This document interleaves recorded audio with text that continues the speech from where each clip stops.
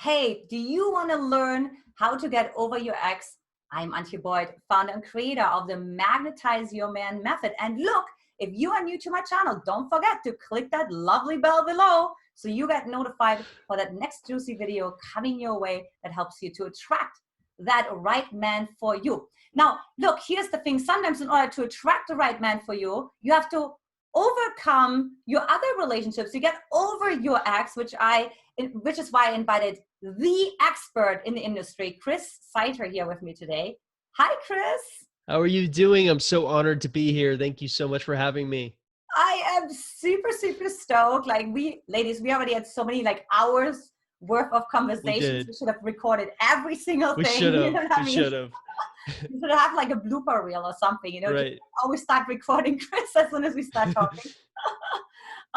So ladies, let me just tell you a little bit who Chris is. He's the author of The Ungettable, and his advice has appeared in publications like Reader's Digest, Fox News, the London Times, Vice, and Elite Daily. And of course, he's most well known for his work on ex-boyfriend recovery. You see it already in the background, helping women overcome their breakups, and has founded the Ex Recovery Program, which has helped over 22,000 women, which I think is updated now, right?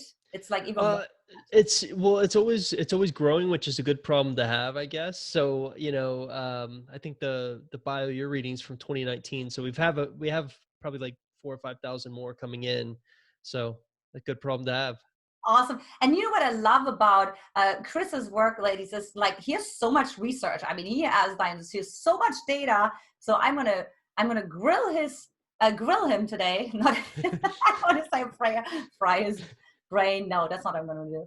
I'm just gonna grill him today with, I'm sure, all the questions that you have. So Chris, I'd love to hear a little bit from you. What you find is sort of like, what are the biggest struggles that are women that are coming to you and that are struggling to get over their ex? Like, why is it so hard? I mean, we have all those girlfriends, just get over it, let's move on, let's roll. Like, why is this so hard?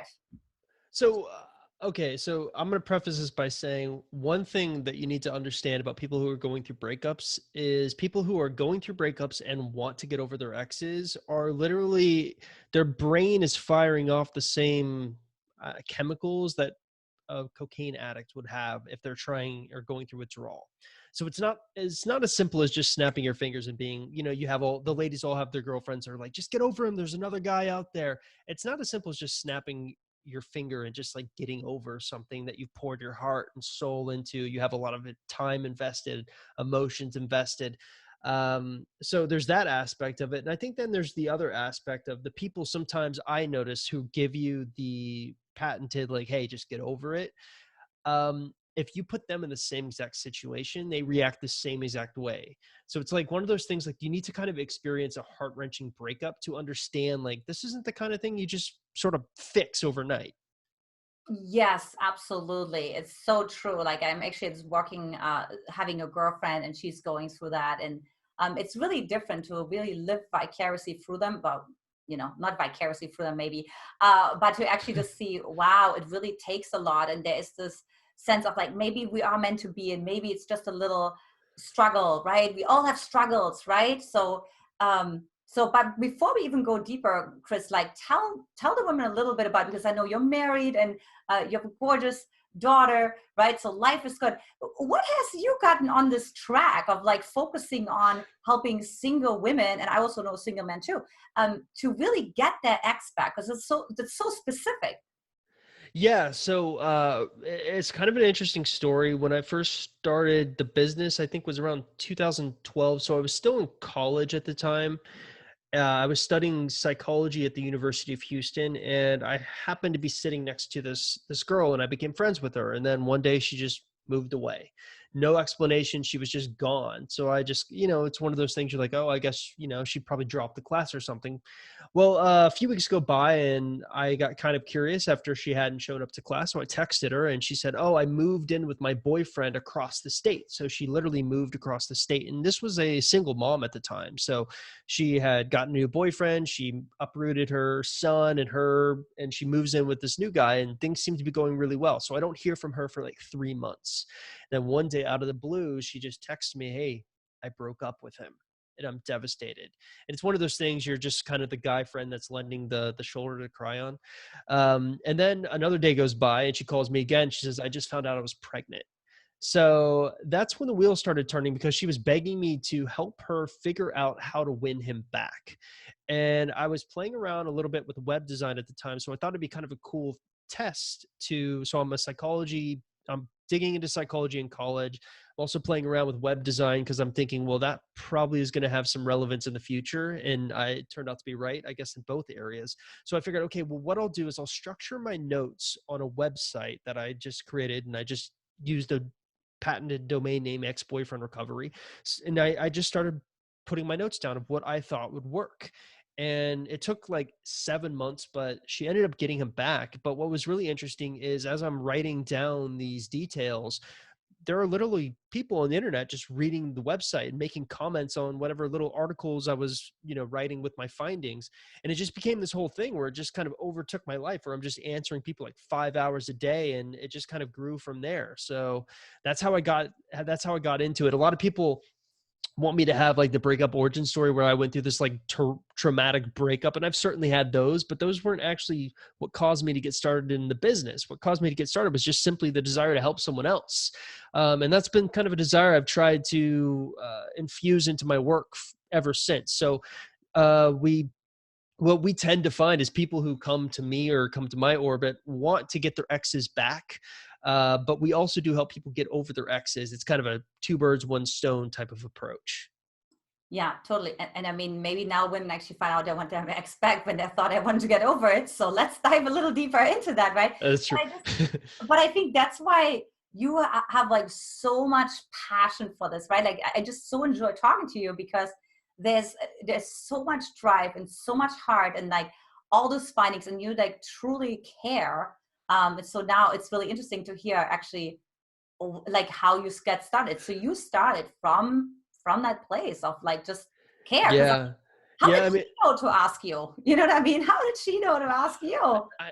maybe it was like the only guy friend that would, give her an honest response. Sometimes I think sometimes, and this is something I've especially learned about women who go through breakups, they're extra, extra, extra detailed. Like they give you details, right? And so I was always kind of the kind of person who would just read everything and give my honest response. And I'm sure she was doing it with other guys, but I just kind of became her go-to after I said like, well, try this. This would work on me. She would get the result and come back, and it just kind of became sort of this thing. And then, of course, as people just started coming to the website, and I created like a YouTube channel and a podcast and everything, talking. I've learned so much more about the process and what works and what doesn't work, which has been fascinating. Some things that really shocked me. But yeah, that's I guess you're right. It did come from a caring place, and I guess I think when you're starting a business online, generally speaking, if you start it to try to make money, you're not going to be successful. I think you need to start it just to try to help solve someone's problem. So that's the approach I've always tried to take. Yeah, I agree. I did the same thing. That's how I started my soulmate support groups. Didn't even do it on purpose. I was just learning stuff for myself, and women would always come to me. I'm like, I don't know what you all. I don't even have a boyfriend. Okay, I don't know what you're all coming to me for. That's But so funny. apparently, Well, so anyone who's listening here, you actually interviewed, or I actually interviewed you for my podcast. And I just wanted to say, I was so blown away with some of the information you were providing me. It was something, sometimes it's some stuff you've heard before, but someone could just put it in a bit of a different perspective that will really resonate. And I think that's what your skill is. I mean, you were talking about some stuff that was just blowing my mind. And it's interesting. After that interview, I went and did a Facebook Live on my private Facebook group, and I was talking about you and some of the things, and the women there were just resonating with it. So I can totally see that it also comes from you, from a really good place of care. of service. Yeah, you started with service, right? And so what are some of the data that you have seen, Chris, when it comes to getting over your ex? Like how long does it take on average, if you have any data on that? I know you're like so well researched, to Yeah. get over So your ex. so getting over your ex is one of those really things that is so individualistic that it's hard to kind of quantify. The only type of data I would really be able to be comfortable sharing and say like, this is, I've done enough research on the topic, is not really about like how long it takes to get over an ex, because I can tell you, I've had clients who will hire me and say like, hey, help me get my ex back. So I'll work with them for like 3 months and they don't get their ex back. There's no guarantees. And then they'll say like, okay, I'm just over it. And then they'll come back into my orbit 2 years later and I want that ex back again. So I think there's a bit of that. But one thing that was really interesting was rebound relationships. So specifically, one thing I got kind of curious about was like, how long is the average rebound relationship?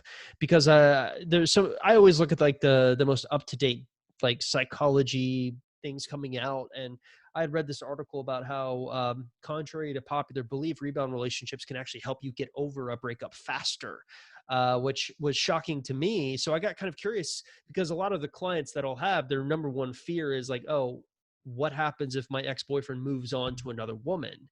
And we came up with kind of a framework for that, but I kind of got curious to ask like, well, how long would that relationship last if it was a rebound? And it ranges, from anywhere between a month to a year, but the average, when you average it all together, is exactly 5.3 months.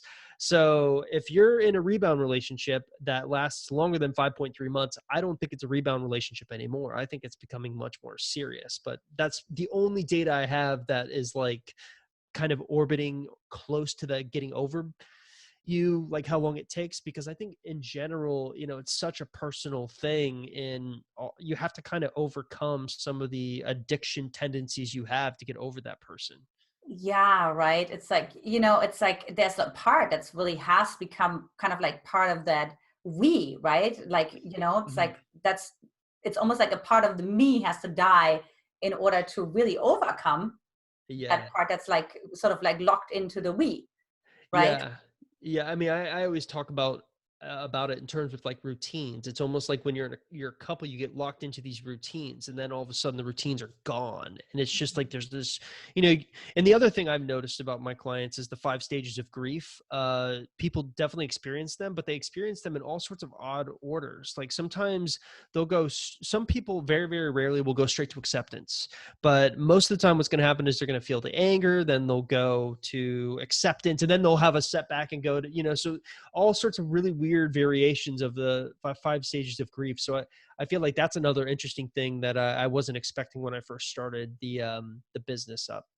Okay, yeah, I could see that with a woman that she's like, "Oh, I'm over it, forget about it," but it's actually Yeah. just the coping mechanism, and actually it's Yeah. sort of like the reactive emotion versus Mhm. the authentic emotion underneath. And it's like, well, actually, I still haven't grieved yet. I still haven't like cried yet, right? I just said, I'm done, I'm over it, let's move on. And one thing that I've noticed is people who do kind of get over their ex, they're really accepting. Their acceptance of grief is a little bit different than someone who's denial of grief. And I guess what I mean by that is like they understand that the heartbreak they feel won't necessarily go away, but they'll be able to bear it. Like they'll be able to at one point, 5 years in the future, think back and maybe they feel like it was a missed opportunity, but they're okay with it, as opposed to someone who I think really gets locked into this mentality of like, that I spent so much time and energy and money and emotions into this relationship, I just can't let it go.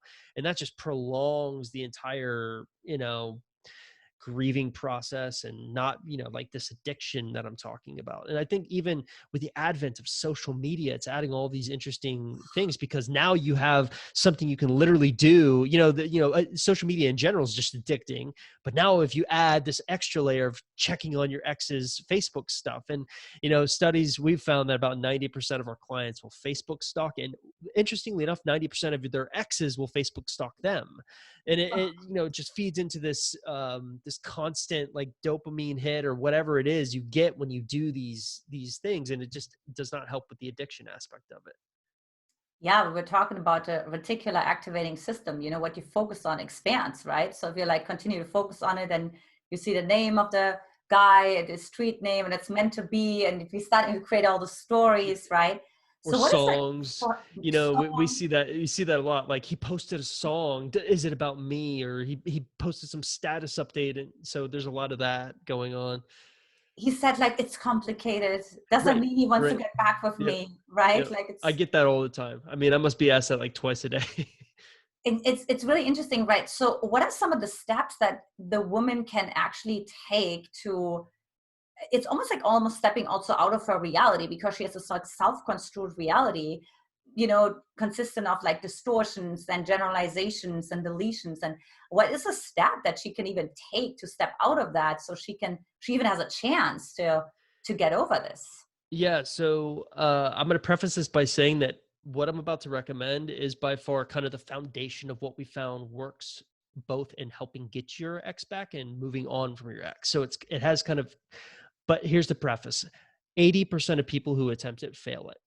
So it's not what I'm about to say is it's easy to understand, but it's the implementation that people have a really hard time with. And so that's something we call the no contact rule. And so essentially it's not possible for everyone. So like, let's say you share a child with your ex. You can't just like cut them out of your life and just not talk to them for 30 days or, 45 days. You have to kind of communicate with them about the children. So we came up with kind of like constructs on how to handle those situations, but let's just assume it's a general breakup. There's no kids involved. You don't live with them. You don't work with them. What do you do? Well, the first thing you should always do is do a no contact rule, which is basically where you're stepping back and you're saying, look, if they contact me, I'm not going to respond. And I am going to not talk to them for whatever time frame. We found the three time frames that seem to work best is 21 days, 30 days, and 45 days. And there's different sort of reasons for like where you would fit into that, but the standard one that most people will end up doing is like a 30 days, like a month of just think of it like a detox. But the problem is it's not easy to detox. People will break it. Sometimes they'll get like a text from their ex, like you up or like, hey, what's going on? And they're just like, well, what does he want? What does he want? And so they'll break it. And then of course it doesn't really do them any good. But the people who do succeed in doing the no contact rule, I think a lot of times I'm able to get people to do the no contact rule because they think it will help make their ex miss them. And there's certainly an application where the theory of reactance will kind of occur where you're kind of taking that behavioral freedom of them talking to you out of the equation. But what I found is the people who are really successful during no contact are the ones who actually just focus on trying to improve areas of their life that they feel like the breakup just devastated. So I try to say like, look, your life is kind of divided into three major categories: health, wealth, relationships. And if you can kind of focus your energies onto those three during this no contact period and just kind of rebuild your life, there's kind of this synergistic effect, like theoretically, if you're going through a breakup, you would assume that the relationships aspect of your life is just devastated. But there's this interesting synergy between if you focus maybe a little bit on your, like, what do you want to do with your life with career wise? Maybe I'll focus a little bit on my career. Maybe, I feel like I've gained some weight or something. I'll go to the gym and you start kind of feeling good and you get that momentum going and it kind of bleeds into the relationships aspect. So I think the women and men who do a no contact rule, who literally focus on those areas where it's just kind of like, it's about them more than about their ex. By the time the idea that I have, but no one ever does it, is by the time you come out of this no contact period, it's kind of like, if you still want your ex back, maybe then try to talk to them. But the goal is to kind of like do everything you can in this 30-day frame to get over them, so that maybe by the end of it, you're just kind of like, I'm kind of over it. And oddly enough, people who get to that frame and just end up talking to their ex from that frame of mind, we're finding that's the most successful strategy to getting your ex back. So it's this paradox. You have to get over them to get them. Who knew? It's really interesting, right? We talked a little bit when you interviewed me about this idea, like, why is it that when you release someone or when you forgive them or let them go, right? Like, it was the same with me. I just like let go of ever wanting to find a man, and literally 10 days later I met Brody, right? So what is, how can you explain this phenomenon, right? Yeah, I asked you that and your answer was phenomenal. It's really about so one thing that I want to actually focus on is like what they do in that frame is actually become not self. So they have like the self perception, how they showed up in a relationship, right? And they become not that, right? They're sort of like evolving or going for a metamorphosis. So in a way, they're actually utilizing the time. So that's what I'm really getting from what you shared. They're utilizing the time intelligently, right? And really saying like, how can I grow myself? Not like, okay, Chris said I should wait 30 days to not contact him, but I'm just like, just eat chips and watch Just TV, stagnant. or unconscious, Right. right? Right.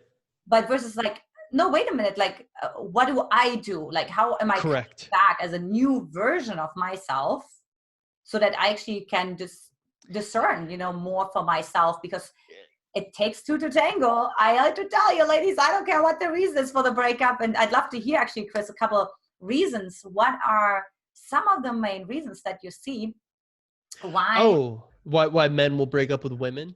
Yeah, why men will break. This is a fascinating conversation in and of itself, because I had a friend who very recently, so it's very rare for me to be able to talk to someone who's going through a breakup and who initiates the breakup, because I'm usually talking to the people who've been broken up with. Right. So I don't have usually a ton of insight, but I got lucky. So a few months ago, I was talking to a friend of mine who literally I had talked to him, right? And so he was telling me about this girl he met, and he was like, I literally thought by talking to him after we had this conversation, was like, wow, he found the one.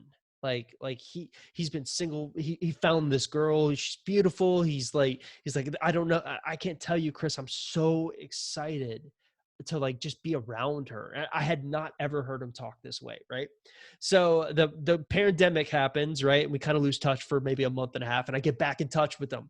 And so the first thing on my mind is like, okay, well, how's things going with the girl? So I bring it up, and he's like, they're okay.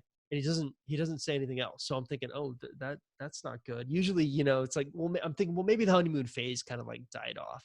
So, I just allow the conversation to unfold organically. And eventually I try my second attempt. Just like, so I know you haven't talked about so-and-so. And he's like, well, yeah, she's kind of getting on my nerves. And so he was basically saying like, yeah, later today, after we get off the phone, I'm going to break up with her. And so I said, do you mind if I ask you like, what's A going on in million your head? questions. Right. So he just was like, he's an open book. And so I asked him all sorts of questions. And what's interesting is someone who's in a really highly emotional state, and I'm sure you experience this in your practice, they're not very articulate with what's going on. So they're like all scattered all over the place. But here's what I gathered. Essentially what happened is he was very excited because he felt like he had met this person like a month ago when he was like really still into her, who had all these layers, who had all this depth to her. And now that he had peeled back all the layers, he felt that's it. That's all there is. And he grew kind of disinterested in that. And that was his reasoning behind breaking up with her. That is the best sort of information I have on that topic, if I'm being honest, because I usually never get to talk to people in that frame of mind. So what do you think of that? I'm actually eager to hear your thoughts. Let's decipher it. Oh my God. So I think actually two things happened. So either he put her on a pedestal, which would make him put him more into the avoidant categories, meaning he idealized her. And eventually, guess what? We're all human. We all have flaws. At some point, he reached a vulnerability threshold. It gets boring. So you get different labels for that, right? It gets boring, or it gets just kind of bland, or, there's nothing more about her, right? So that's actually then saying, I can't go more intimate. I need this I need the width. I don't want the depth.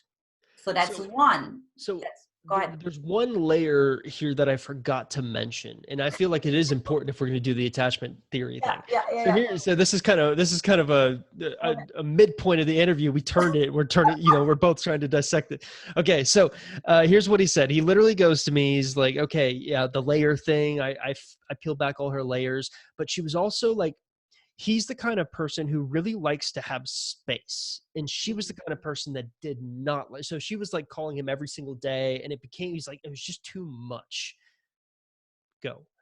There you go, right? So she's more the anxious, right? So she's more coming into a space.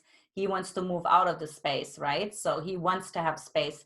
So then, so that was one. So for one, he put her on a pedestal.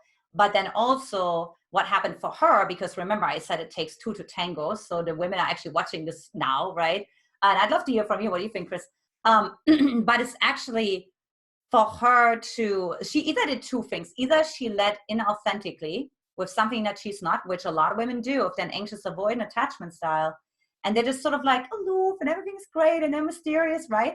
But guess what? At some point, the man is going to find out through your communication, through whatever, So either she was not being authentic from the get-go, so he didn't know that she needed that much space, because maybe she would have said right away, hey, Chris, I met this person, but it's probably not going to work out, because, you know, so he would have never even gotten that excited, because he would have said from the get-go, it's probably not going to work out, right?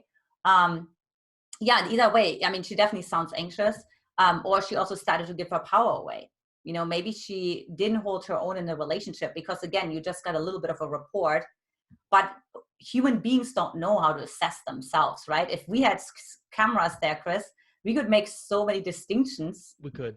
Yeah, that's You know what that's I mean? so and also I think the interesting part about it is I'm only hearing his perspective. Right. Right. So he's got his own perspective. I'm sure she has her perspective. I didn't ever talk to her or anything. So he broke up with her, and that was months ago. Yeah. My initial take was it had more to do, not necessarily with the attachment thing, though I think there is 100% something there. I think Mm-hmm. it had more to do with he got wrapped up into the honeymoon period where, like, he's just living in the clouds, and then it just stops. And it's like maybe he had these unrealistic expectations of how the relationship was supposed to be. Mm-hmm. And then when you kind of come off the high of that honeymoon period, you're just like, this is it. And I think that's what I think happened. And of course, I tell this story I told it on a Facebook Live in my little private Facebook group, and women are wanting to know, like, that sounds like me. What do I do to get him back? And my answer to that would be, okay, you're kind of in a paradox at that point, because the answer to get him back is actually really simple. You just need to add a little bit new layer to, you need to kind of shift his paradigm so he looks at you in a different way. But here's the problem. Once he uncovers that layer, he'll get bored again. So I think at that point, you need to kind of sit back and determine if you should get back with that individual or not. And the other interesting thing, and this is something I've been reading about lately, and I don't know if this applies necessarily, but I think it's an important thing to determine when you're looking at breakups. But I was reading this psychology book, and they were talking about how our brains work and how our brains our brains are designed out of self-interest. So we want to, like, every action we take is like self-interested. But the paradox is the fact that we also don't want to appear we also don't want to appear selfish to other people. And so we often have this way of lying to ourselves to kind of overcome that. And I think that's always interesting, especially when you look into the reasons why men break up with women. This is a common thing I see is they'll just flat out lie for what the real reason is, because they're afraid the real reason will hurt the woman's feelings. And oftentimes I think it's important when you're looking at the reasons, and you can look at a reason for like closure or figuring out what to do next.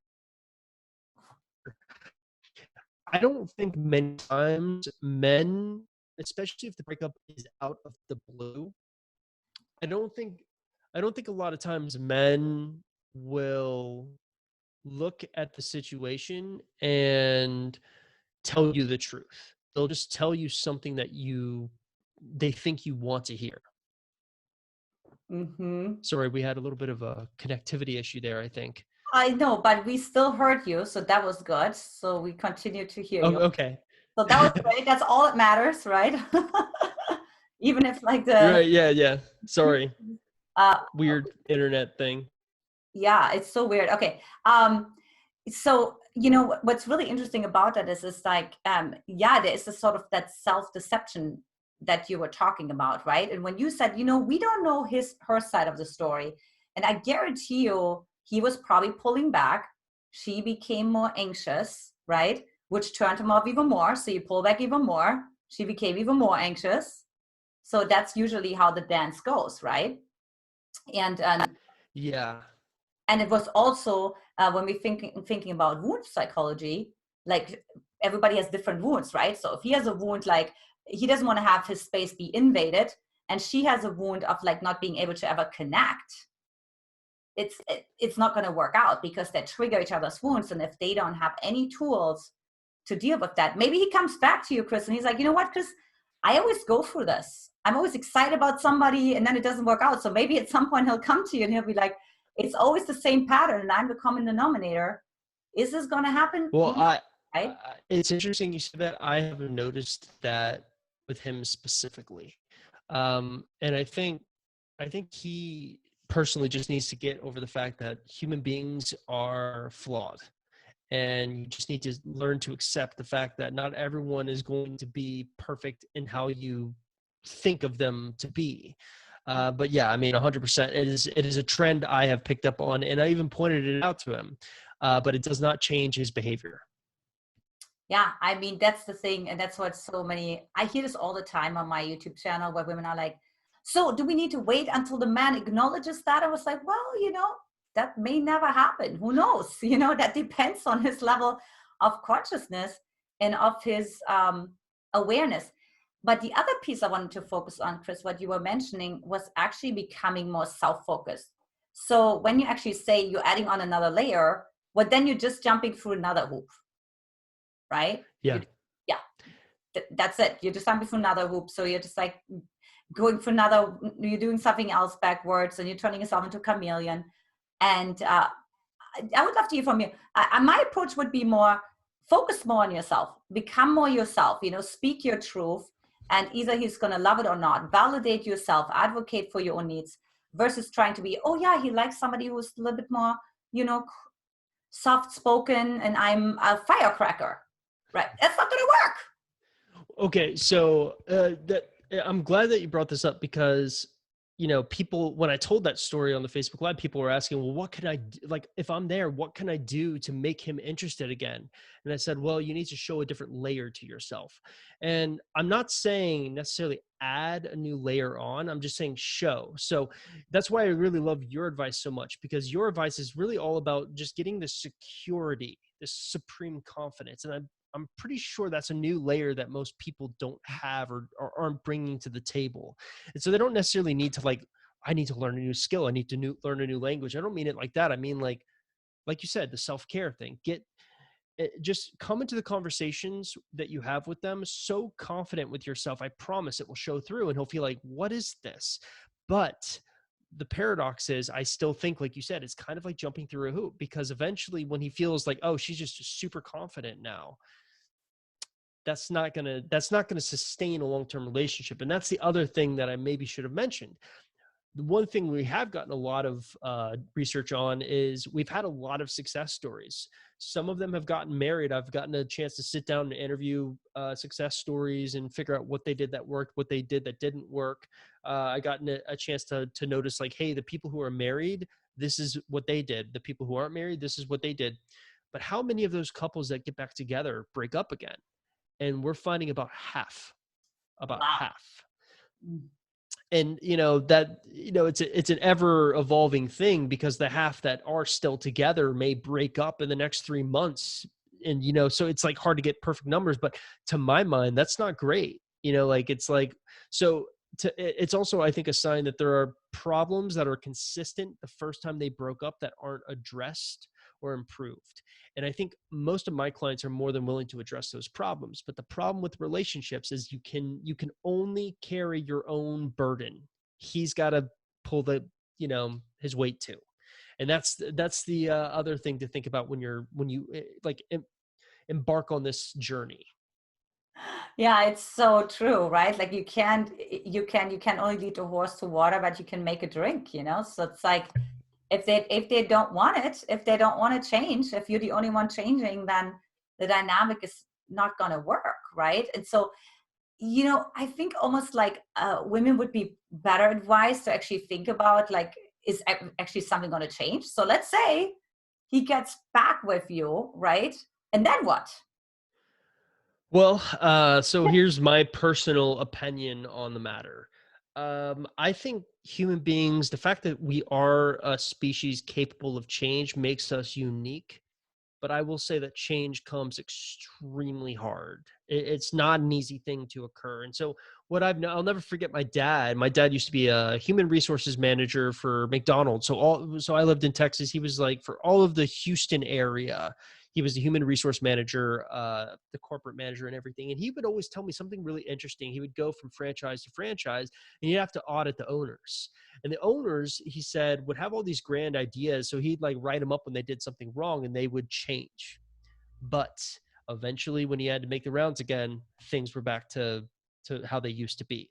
And I've noticed that same issue with successes, meaning couples get back together and there is an immediate change. And I think the change can be chalked up to that honeymoon period, sort of huge endorphin, everything's exciting when you get back together. Uh-huh. But slowly but surely, there's kind of a regression back to the mean where you just kind of get, things are just normal again and the same issues are present. And if you're going to ask me what I think it will make someone capable of change, I think some large life altering experiences ultimately, I think, what can shift someone into change. Because I've yet to experience one situation where, if I'm being honest, a successful couple who's gotten back together has been able to overcome some massive issue that caused their breakup in the first place. Cheating is a huge issue, right? Mm-hmm. Some women will get back with their ex after their ex cheated on them and he'll cheat again. Mm. And they're just not able to forgive that sometimes. So maybe he is more than willing, but they just can't get over it. They can't overcome it. So I think trying to understand the fact that when you look at the reasons for your breakup, if they're not anything, if they're kind of trivial, you actually have a better chance of making that relationship work. If Mm-hmm. if there are serious problems, like you're dating a narcissist or he cheated on you, it's really hard to overcome the sort of constant internal conversations you'll have over if you can forgive that person or not. And it just leads to the demise. And I think that's what happens why half the couples break up again. Mm-hmm. Yeah, totally. And one thing that I was wondering too is like, is there a particular time frame within which you should get your ex back? So if you think about, so research shows after 6 months, your ex will have moved on or something along those Yes. lines. Do you have any Yeah. data on that? Yeah, I do actually. So that was one of that's a huge question we get a lot too, because we'll have people who come to us like 3 months after their breakup and they're like, can this still work? And so what I tend to tell people is the longer amount of time from the breakup, the less your chances are of succeeding, because there is a timing aspect to this thing. You kind of need to strike while the iron is hot. And one thing I've noticed it with my clients is, especially when they get back into conversations with their ex, kind of it's all about momentum. Like getting the momentum started is the hardest part, but once it's going, it just kind of, it's just fast and furious, so the challenge is just trying to like start a fire. You ever see that movie Castaway with Tom Hanks and how he's trying to start the fire, and he's just having such a hard time with it? That's Uh-huh. like sometimes it is trying to teach people to not only just get their exes back, but get over their exes. It's all about getting the momentum going. But once it started, it's there. But yeah, if you want exact specifics, I'd say probably around 6 months, the chances plummet. And that's, I would say that is from the last conversation you had, not necessarily the breakup. So if you're still having conversations with your ex, there's still some lingering kind of attachment there. Mm-hmm. But if it's been 6 months since you talked to your ex, your chances, it's not impossible. I've seen it happen, but it's pretty low. It's not great. Do you have any research on, I know I'm like asking you because you have so much data, like that's like pretty uncommon to most people that I talk to. But uh, what I just want to say, it was, I lost my, So the number one question people tend to ask me is like, how many couples end up getting back together? So yes, like, definitely. Mm-hmm. is okay. So here's what I've learned. I went and compiled the most reputable, because people have done research on this, the reputable resources I could, and averaged them all together. And on average, the amount of people who get their exes back is about 43.5%. So a little under half. Now, what I will say is we came up with kind of a framework and we're consistently evolving. I kind of subscribe to the Socratic method idea where you're just sort of like, if this is the best resource, we'll constantly test it until we can break it. And if we can break it, we need to find something better. So we're just constantly doing that to our process and our program. And so usually when I'll take on a client, I think my wife and we took on about 10 clients in 2018, which is the last time we just worked like one-on-one specifically with people, and 7 of them got their exes back. Now, that's with around the clock help. So That's like every message you send, you're like, okay, you send it to Chris first, yes, that's my point. My point is not everyone's going to like see those kind of results. And that's what I always try to preface people. But of course, people hear me say that. They're like, oh, this guy can get a 70% chance of getting X back. And I'm saying, no, I'm saying the average is like 43.5. But if you get around the clock help, the framework can work, but that's if you have around the clock help or you just like know everything. So that's the best I have on research regarding that. But if you want other stuff, I'm game to tell you. Yeah. So the other thing was, I wanted to actually hear, it's maybe not so much about data, but maybe insights that you have is like, why are exes even still talking to their ex-girlfriends if they Okay, don't want yeah. them back? Or why, if, do they still want them back? Are they considering it? Or, what are the reasons? Why are those guys still, why are they not moving on? Why are they not, let's say they broke up and they already know she's not the one. Why they're like dragging the women along, you know? Well, so this is where it's actually helpful to know. So mostly you and I are talking to women, if Yes. I'm understanding. So it's all women here, right? But you So can also do whatever research you have with the men, uh, because I know you work with okay, well, I was about to say that's important. So on top of owning ex-boyfriendrecovery.com, I also own ex-girlfriendrecovery.com. Very original, I know. I thought it. Uh, Right. so, but what's fascinating is this is, I think, where the differences come in. So let's take a man who's trying to get his ex-girlfriend back. I think primarily when we see success there, it's because the woman hasn't like the closure isn't quite there. So she has a lot of lingering, like, men are different. Men are a lot different, I'm noticing. And here's what's interesting about men. So what I always tell my women is do not sleep with your ex. Do not sleep. Do not have sex. Do not even entertain it. Of course, not everyone listens. You fly too close to the sun, your wings get singed. It just is what it is. And so, what happens in those cases is they end up in a friends with benefits situation and they can't get out of it. So, I do think there are kind of sexual aspects to it. But I would also say what's really interesting about men is sometimes they are prone to the grass is greener syndrome. So I always tell women, I said, look at it like this. If a man breaks up with you, it's essentially an admission that he thinks he can do better than you. But then he goes out and tries and he learns he can't. And I think that's another reason why they'll come back and talk to you.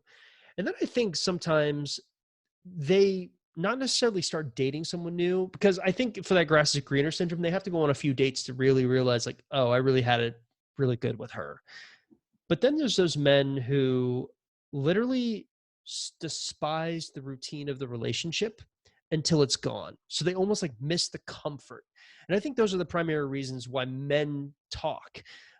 Most men, I think, you know what? I'd say maybe only like 25% of men just like kind of give them the boot and don't want to talk to them again. It's like pulling pliers to get them just to have a conversation.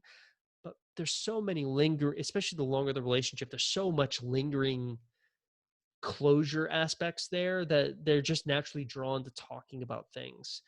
So those are some of the primary reasons I've seen men, but women are a little bit different. So I think that's one of the interesting differences I've noticed. And if you're wondering about differences between men and women, I've noticed a big difference in what kind of text messages they respond to.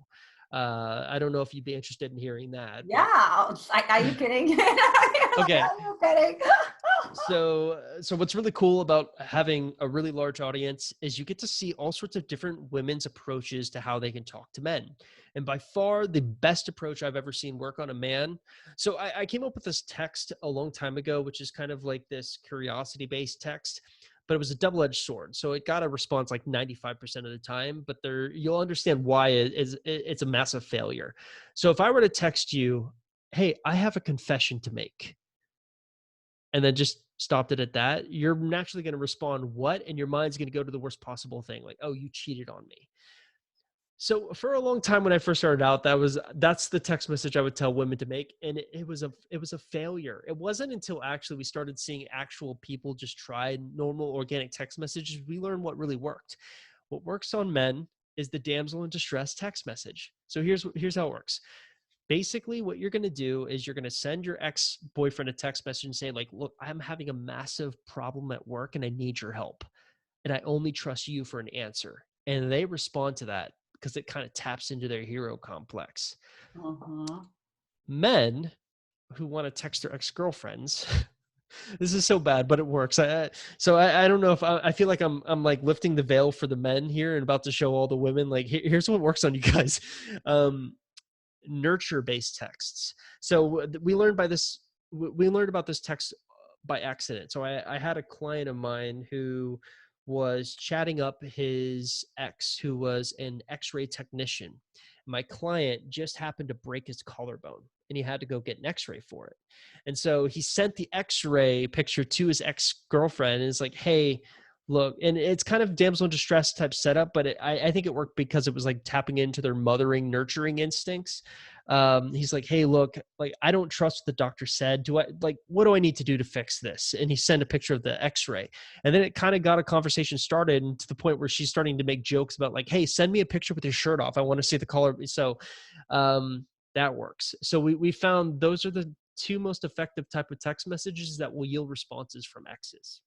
Interesting. All right. So the ladies taking notes. No, but it's good because the ladies may even say, yeah, this is so true, because we're really talking about if somebody wants authentically their ex back. So this is like for a good reason to actually break sort of like the ice, right? Of like resentment, or who knows, both people are Yeah. too proud. Nobody's making the first step, right? But I could see with what you were saying, that if the relationship broke because she was the mother in the relationship and he was the little boy, is that then still working? Because then it's like, see, there you go again. Here we go again. So I will say, in the women that my clients have tested this on, I don't think that was the dynamic. So Okay, got it. the word, it's still so I'm very confident in that damsel in distress message because I've seen it work on all types of men, and it usually works really, really well. The women thing, we literally just learned about this maybe 3 months ago. Okay. It's And months usually later. I find that's where the best creative text messages come from. They just come from like watching what people do and saying like, wow, that was genius, and dissecting it and trying to understand why it worked. So Totally. we're still trying to figure out, but it seems to be working pretty well. But I think also you need something kind of physically wrong with you, and that's not always an easy thing to like Yeah. make up, you know? You need something that's physically wrong with you. Well, remember, like I cut my finger like five Yeah, months right, ago, right. I got a paper cut here. Yeah, I want your opinion as a dermatologist. What do you need? I don't know if that will fly. So, yeah. You have to find something like that. Awesome, awesome. Well, I could talk to you forever, Chris. So for the women who are just really interested, maybe there's also a couple men that are listening, but usually it's my women, what I'm seeing on my comment section, who really, want to learn more about like your program, or what is it that you have, if the women want to continue working with you, want to get their ex back or want to get over their ex, whatever the Yeah, case may be, and yeah, yeah, dive yeah. No, into this. yeah, so probably the best thing I would recommend to anyone who's going through a breakup and is sort of trying to figure out like if they should try to give it another shot or just move on is I put together this quiz on my website. All you got to do is just go to my website, www.exboyfriendrecovery.com. And basically what we do is it's a free quiz. It will take you 2 minutes to complete. And it basically will calculate it's not like an exact type thing, but an approximate idea of where we see your chances falling on a score of 1 to 100. That doesn't necessarily mean you have a 100% chance to get your ex back if you score highly. It just basically means like, hey, you probably have a better shot than most people. And so I always tell people to use it as kind of the litmus test on what they should be doing, whether they should Uh-huh. be wanting to give it another shot or moving on. Mhm. Because either or kind of works, because I actually think kind of the trick that I've learned over the years is the best way to get next back is to kind of move on from them anyway. So we kind of kill two birds with one stone. But yeah, probably the best place to go is the quiz on the website. Awesome, awesome. So the link is right below this video, ladies. Chris, do you have any other like final advice for those women who are like, probably just cried another round into their tissues to their girlfriends, or have their glass of wine sitting there another Friday night without the boyfriend that she used to spend it with? How, yeah, any encouraging words for her? Probably the thing that has resonated with me the most, and I will say I'm a male, so I don't know if this kind of messaging will resonate with females that much, but what tends to resonate with me the most when it comes to breakups, you're bound to experience a lot of anger. And it's really easy to allow that anger to consume you. And I instead try to advise people to redirect it into something that will be positive for you. So anytime you're having these really depressing moments or these really angry moments, stop yourself and then force yourself to do something that will enrich your life in some way, shape, or form. And that can be something like, starting to write a book, or focusing a little bit harder at work, if that's what you want to do, or just going on a run or something. Because I think a lot of times you're going to experience a lot of anger and a lot of conflicting emotions during a breakup. And the best thing I could do for anyone is to try to use those emotions to improve your life instead of destroy your life. I love that. Yeah, so, so good. It's about enhancing it for sure. Even if in that moment you may want to just destroy it, Yeah. I certainly know this feeling for sure. Well, Chris, thank you so much for being here today. And it's such a treat for the women. I'm sure they're taking tons of notes. And ladies, don't forget to also take that quiz as well.